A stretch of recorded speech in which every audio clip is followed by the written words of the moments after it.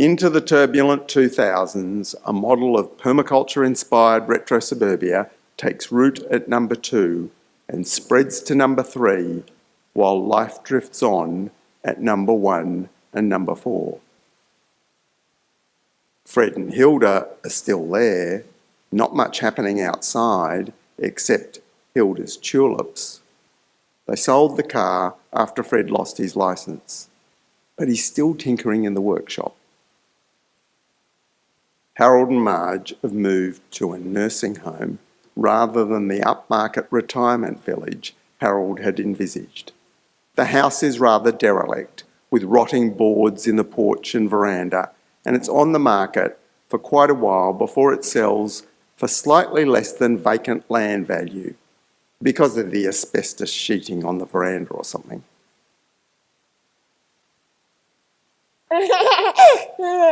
Alicia and Ollie managed to buy the place debt-free because of a small inheritance and some savings and sale of Ollie's motorbike and massive vinyl record collection.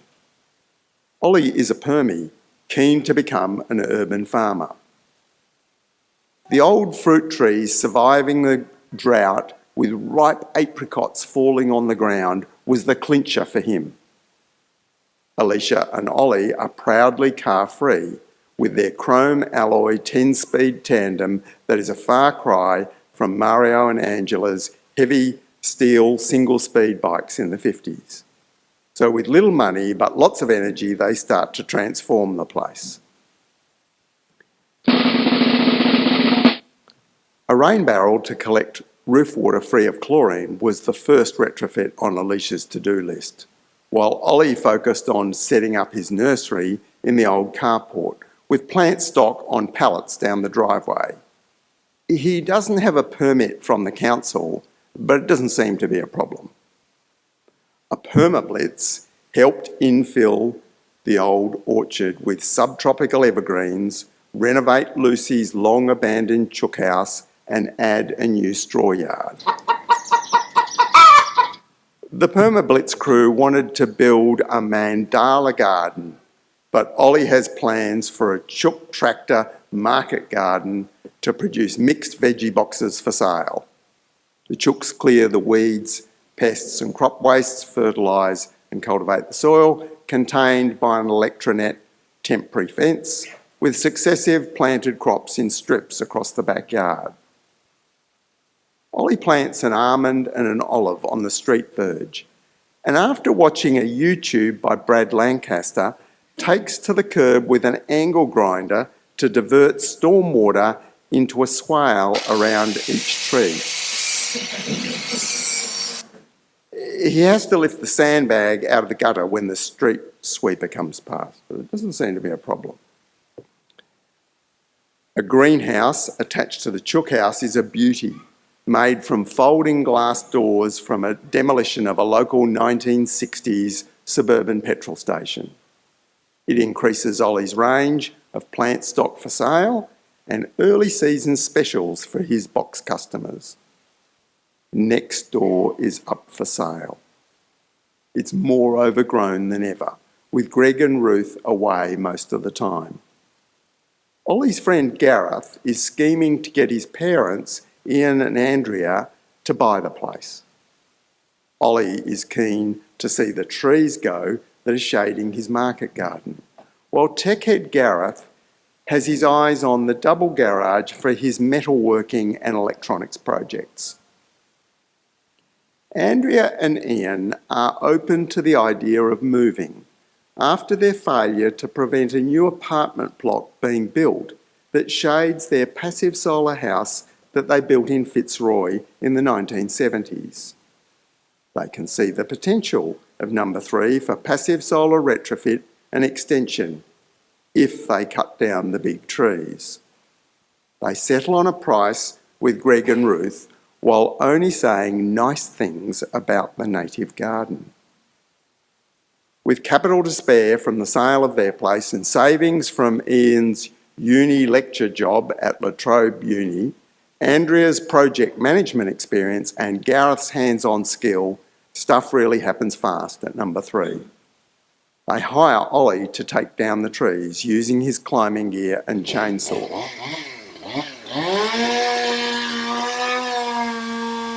Then a portable mill is used to salvage the timber.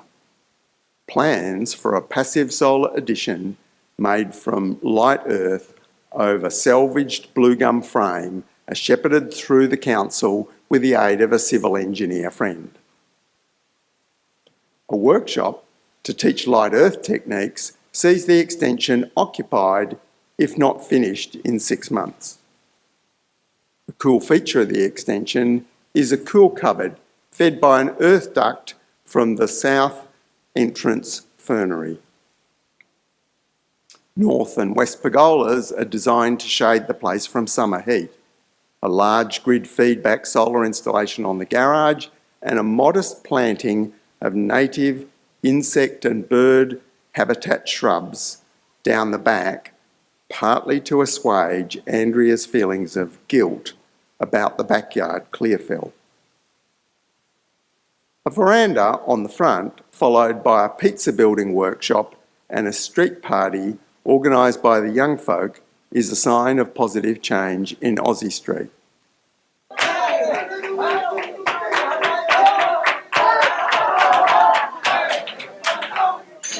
Yeah, but there was a debate about the gum tree on the street that was sucking all the moisture and nutrients from Gareth's half-hearted efforts at a front veggie garden.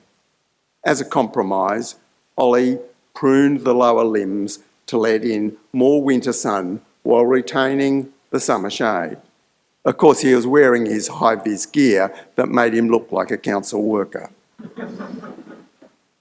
While the backyard clearfell was controversial with friends, once they'd moved into the new addition, Andrea and Ian started to feel guilty about having so much private space between the three of them, and the idea of taking in a boarder became the obvious opportunity that was good for the environment, good for the community, and the household finances.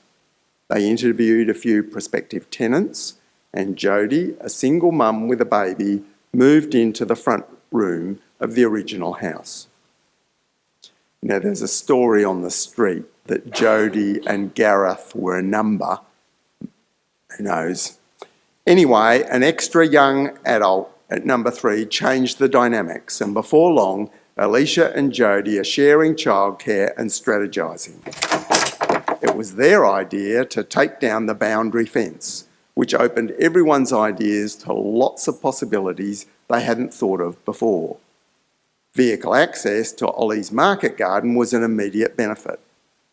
It took a worsening of the drought, lots of planning and discussion, before a decision was made to build a 50,000 litre concrete tank across the boundary, fed by overhead pipes from both houses. It was finished and connected just in time to start filling with a summer thunderstorm.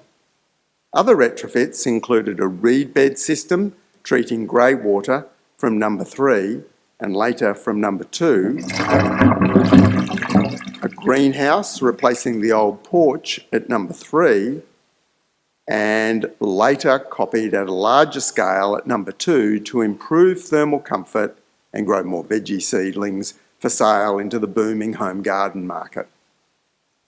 After the street tree did give up the ghost, the olive and almond planting from next door was replicated at number 3.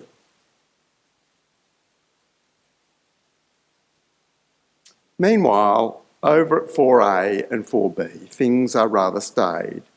Rebecca and Nigel walk the dogs regularly, but they always have their earphones in, so casual conversations are difficult. They're often away overseas with the dogs in professional care. At 4A, there's a series of short-term tenants that the neighbours don't get to know, and the gum tree on the street is looking sick. There is more land covered by buildings, but for the first time, the floor area per person is going down due to the extra people who are also spending more time at home. Greenhouse gas emissions have dropped, not just due to the solar panels and bicycles, but especially the home food production and frugal home-based lifestyles.